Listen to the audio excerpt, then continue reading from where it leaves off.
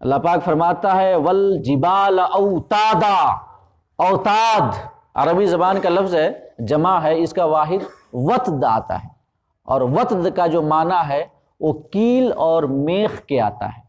کیل جب کسی چیز کو مضبوطی فراہم کرنا ہو، جب کسی چیز میں استقامت لانی ہو تو ہم کیل ٹھونک دیتے ہیں۔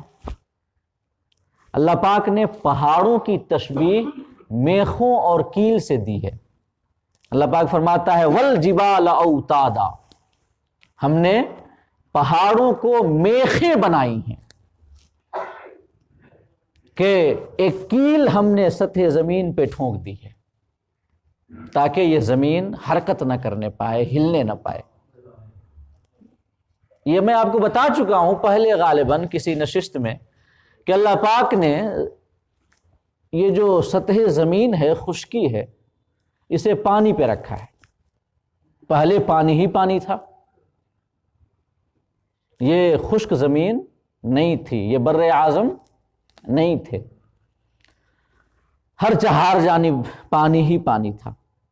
اللہ پاک نے سب سے پہلے پانی کو جھاگ کی شکل میں پیدا کیا، اور سب سے پہلے جس جگہ اللہ نے اس جھاگ کو پیدا کیا جسے بعد میں اس مٹی کی شکل دی اور یہ خشکی بنائی، وہ جگہ وہ ہے جہاں پر آج خانہ کعبہ موجود ہے۔ سب سے پہلے زمین وہیں پہ بنی،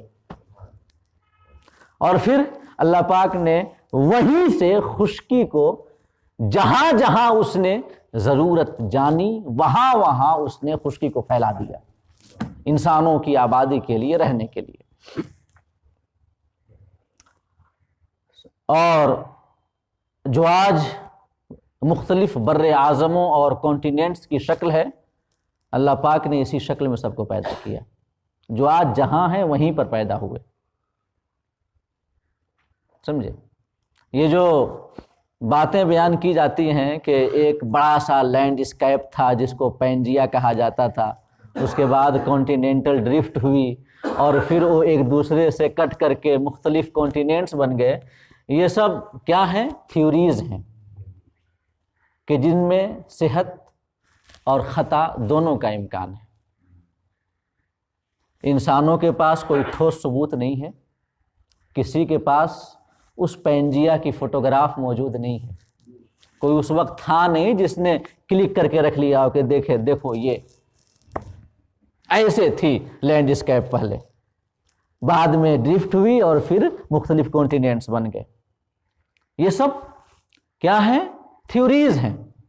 انسان کو اللہ پاک نے ایک بڑی عجیب و غریب اور انتہائی عظیم نعمت عطا کی ہے جسے ہم عقل کہتے ہیں، اور جو ایمان والے ہیں وہ تو اس عقل کو ایک اس کی حد متعین کر دیتے ہیں، اس کی ایک سیما متعین کر دیتے ہیں، اس سے آگے اسے بڑھنے نہیں دیتے۔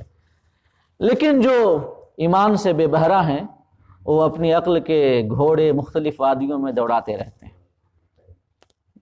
تو وہ سب تھیوریز ہیں، فیکٹ وہ ہے جو ہمیں اسلام بتاتا ہے۔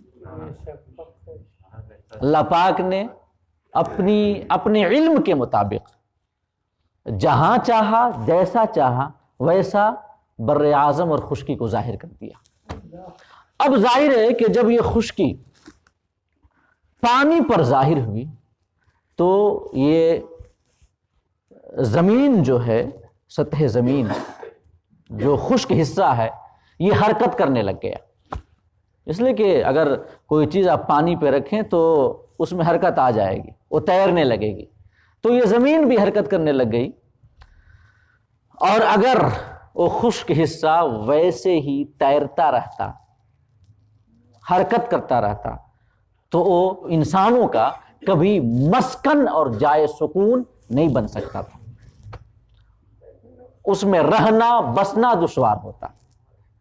تو اللہ پاک نے اس کی حرکت کو روکنے کے لیے پہاڑوں کا ایک کھونٹا گاڑ دیا، میخیں ٹھونک دی، کیلیں ٹھونک دی، تاکہ جو خشک حصہ ہے زمین کا وہ ٹھہر جائے اور حرکت نہ کرنے پائے، ہلنے نہ پائے۔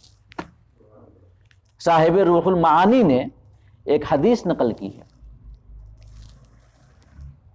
وہ لکھتے ہیں کہ لما خلق اللہ تعالی الارض فجعلت تمید فوضع علیہا الجبال، کہ اللہ پاک نے جب زمین کو پیدا کیا تو حرکت کرنے لگی، تو اللہ پاک نے اس کی حرکت کو روکنے کے لیے اس کے اوپر پہاڑ رکھ دیے، فاستقرت، تو زمین ساکن ہو گئی۔ تو جب اللہ نے زمین کے خشک حصے کی حرکت کو روکنے کے لیے اور اس کے کھسکنے اور تیرنے کو پانی پر روکنے کے لیے پہاڑوں کا پھوٹا گاڑ دیا اور ان کی میخیں بنا دیں، تو پھر کانٹیننٹل ڈرفٹ کیسے ہوئی؟ کیسے لینڈ اسکیپ ایک دوسرے سے کٹ کے الگ الگ ہو گئے؟ یہ فیکٹ ہے جو ہمیں اسلام بتاتا ہے۔